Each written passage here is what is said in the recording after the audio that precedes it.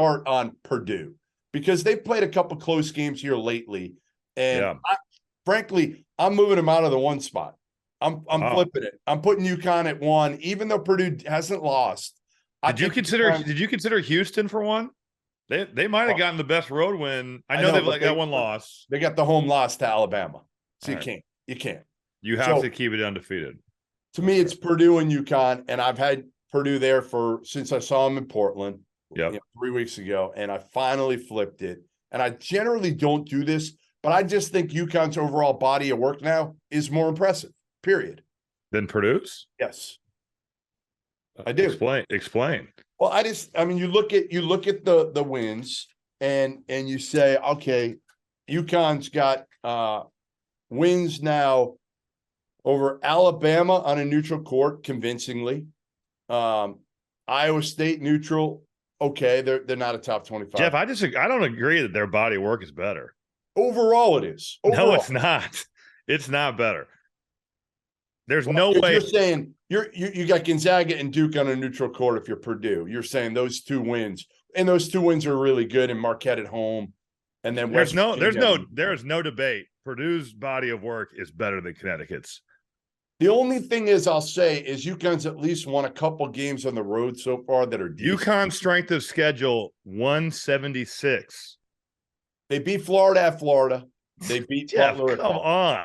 I'm not if saying you're going to make the argument based off of their body of work, then you better turn around and change your reasoning.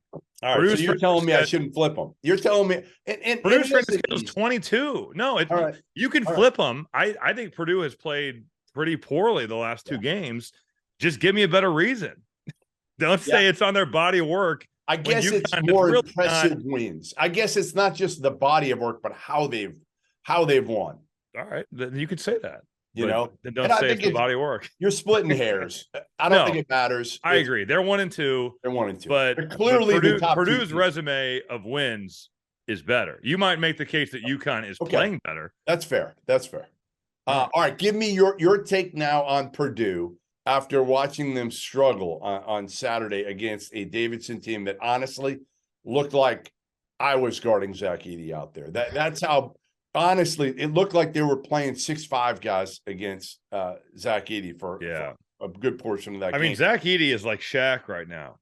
It's unbelievable. And he's not as good as Shaq, but that's the way he's looking against some of these teams right now. And, the concerning thing about Purdue is definitely the 7 of 29 from 3 against Nebraska.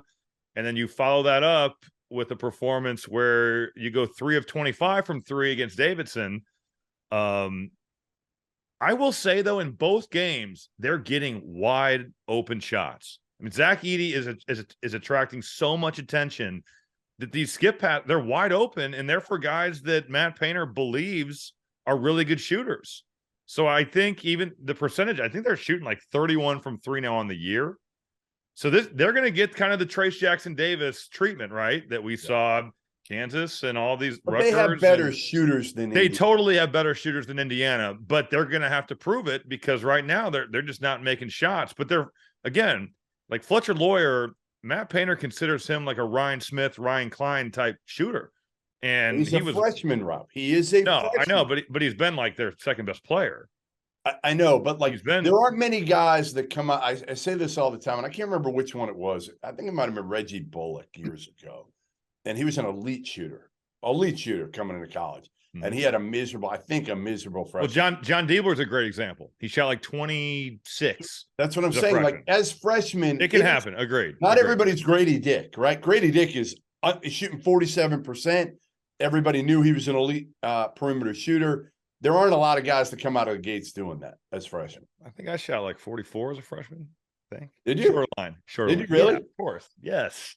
Wow. That was my best year shooting, actually. Well, but the line was shorter. Because nobody was yelling shooter, shooter, shooter that year. Everybody's like, my reputation preceded itself coming. If I was anything coming into college, I would have been thought of. No, they were yelling shooter at Scott Martin, not you. Well, Scott could shoot too. but So Scott could score. He was Scott the higher ranked guy. He was the better player. Depends on what site you look at. Rivals, Jerry Meyer was showing me more love, but then you look at like ESPN and those other ones, they went with Scott, which is fair because Scott was a really good high school player. Back to the discussion of Purdue. Yes. Their guards really struggled. They got wide open shots. Zach Edey again, 29-16, 6 offensive rebounds. I mean, just totally physically dominating games. He played 34 minutes again. It's his 9th game of over 32 minutes. I mean, he played 42 at Nebraska. And he's looked good. Like he's in phenomenal shape. He's in phenomenal shape. Yeah. He's been incredible. I mean, this is now what, 11th straight Ken Pom MVP. Yeah. Caleb First gave them a really nice boost off the bench in the second half. He was really good. They get Mason Gillis back. I'm still high on Purdue. Yeah. I think that these jump shots are going to go down, but right now you're going to have to prove that. And they are really, really struggling to shoot the ball from the perimeter. I'm fine with it though, because honestly, they're winning games while not shooting it well. Those shots are gonna fall, and you'd rather them not fall against Davidson, right? Totally. You want them to fall when Big Ten play is starting, absolutely, and getting going. So, to be honest, I'm fine with it. It also gets their attention, right? They're not just guns blazing through here. Matt Painter can use this and be like, guys, it's like the best way to use it, right? We didn't lose. Right. But we almost lost to a team that we shouldn't have even been playing with. That's the best way to be able to get a team's attention. And I think this is a team that is coachable, that will and they're defending. I mean, they hold Davidson, not that Davidson's an offensive juggernaut, but they hold them to 61 points.